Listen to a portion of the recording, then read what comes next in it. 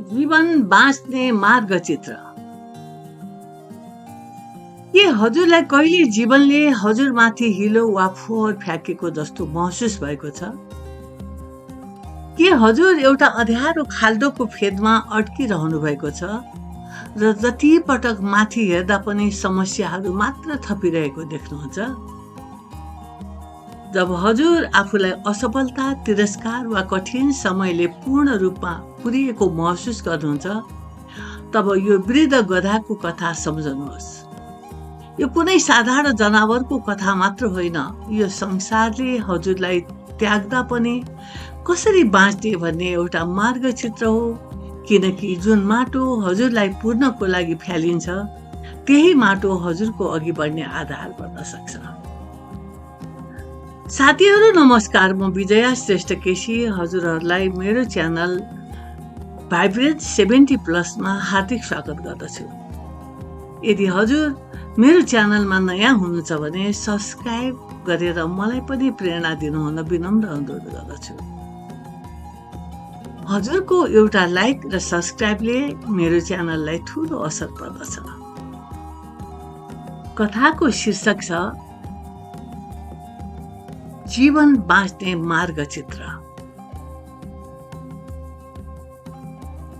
धेरै समय पहिले एक वृद्ध किसानसँग एउटा इमानदार गधा थियो, जसले धेरै वर्षदेखि उनको लागि कडा परिश्रम गरेको थियो।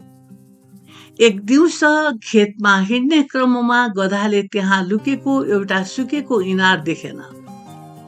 अचानक चिप्लेर त्यो जनावर अँध्यारो खाल्डोको धेरै गहिराईमा खस्यो। त्यो गिरावट डरलाग्दो थियो, अँध्यारो थियो, गहिरो थियो। तर चमत्कारिक रूपमा गधालाई धेरै गम्भीर चोट लागेन। सुरुक्क तल खस्यो, तर ऊ त्यहाँ फस्यो। इनारका पर्खालहरू धेरै टाढा र गहिरा थिए। डराएर गधा ठुलो स्वरमा कराउन थाल्यो, हार गुहार गर्न थाल्यो, घन्टौंसम्म कराइरह्यो। त्यो आवाज सुनेर वृद्ध किसान हतार हतार इनारतिर कुदे। उनले तल हेरे, एउटा दुःखद सत्य महसुस गरे। इनार धेरै गहिरो थियो, गधा धेरै भारी थियो र उनीसँग त्यो जनावरलाई बाहिर निकाल्ने न त औजारहरू थिए, न शक्ति थिए, न बल थिए। उनलाई गधाको माया, तर के गर्ने उनले सक्दैनथे। किसानले एउटा कठोर निर्णय लिनुपर्ने भयो। किसानले सोचे, गधा बुढो भइसकेको छ, अरूलाई सुरक्षित राख्नको लागि पनि यो इनार पुर्नु नै पर्नेछ। यसलाई बचाउने असम्भव कार्यमा समय र मेहनत खेर फाल्नुको कुनै अर्थ छैन। आफ्ना छिमेकीहरूलाई मद्दतको लागि बोलाए। तिनीहरूले आफ्नो बेल्चा समाते र इनार पुर्नको लागि माटो फ्याँक्न थाले। जब गधाले के भइरहेको छ भन्ने महसुस गर्यो, उसको मुटु टुट्यो, साह्रै दुखी भयो।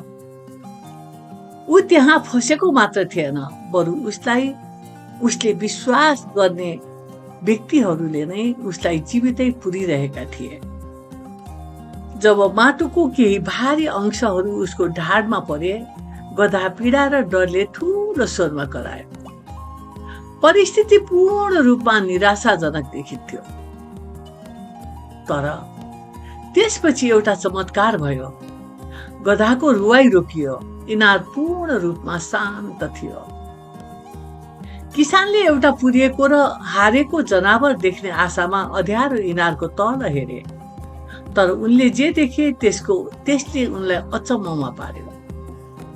उसको ढाडमा माटो खस्ने बित्तिकै त्यो जनावरले एउटा असाधारण काम गर्यो। उसले माटोले आफूलाई पुर्न दिएन।